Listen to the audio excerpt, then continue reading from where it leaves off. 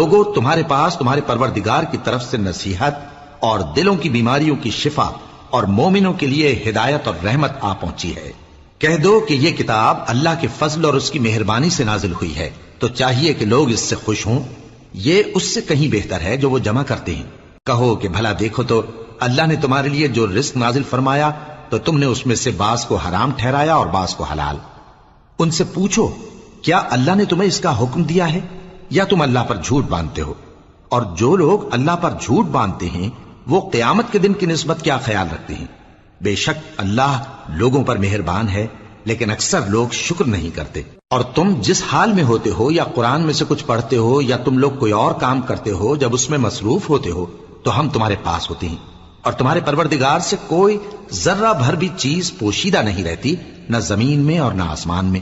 اور نہ کوئی چیز ہے اس سے چھوٹی اور نہ بڑی مگر کتاب روشن